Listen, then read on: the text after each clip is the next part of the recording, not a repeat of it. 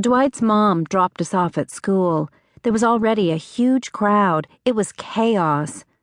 Rabbski was trying to line people up for buses and into buddy bunches and assign chaperones, and it was especially hard since the buses weren't there yet. It was freezing, but also exciting.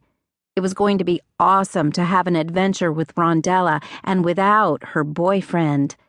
But then, that didn't happen. He was there even though he wasn't there, if you know what I mean. She kept trying to text him, and since cell phones were against the rules, she was making a big production out of doing it secretly by hiding the phone in her shirt sleeve, then taking it out, then hiding it, then taking it out, etc. "Why isn't he writing back?" she whined. Maybe because it's 6 in the morning and he isn't even up yet." "Aw, he's sleeping. I bet he is so cute when he's sleeping. And then he'll get up with his hair all mussy. I'm going to ask him to send a selfie the second he wakes up."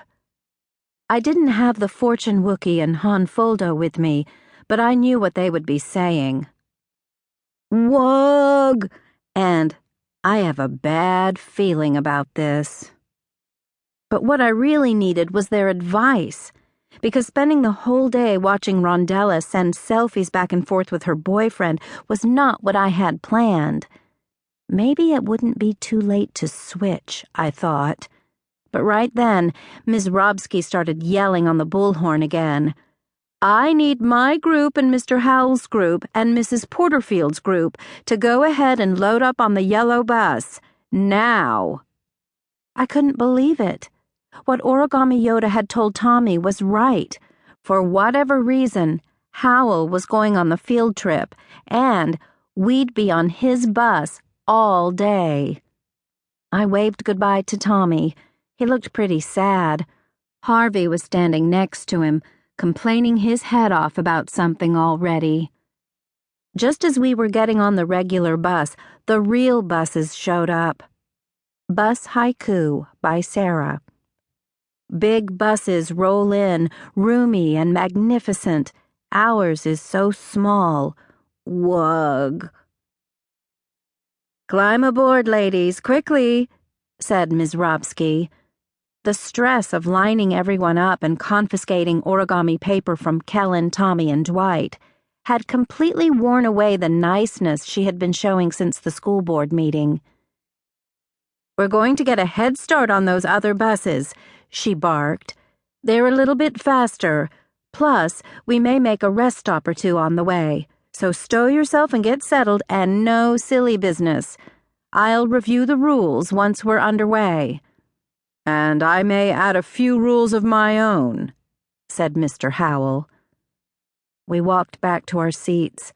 The same boring, uncomfortable bus seats we always sit on. In fact, as I sat down, I realized this was the same bus I ride every day. I recognized the patterns of chipped, scratched paint and the smell of despair. Was this worth it just to have a nicer bathroom? That would have been 2 minutes of embarrassment. But this was starting to seem like a whole day in the Sarlacc pit. Harvey's comment. "Well, how do you think I feel? I have to use the boys' bathroom all the time, so I have to face the horror and indignity of peed upon seats every day of my life because of slobs like Tommy." My comment. What? Why are you blaming me for peeing on toilet seats? I don't pee on the seats.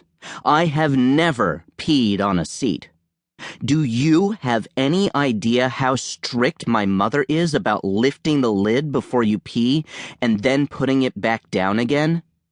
Next to no drinks in the living room, it's her #1 rule.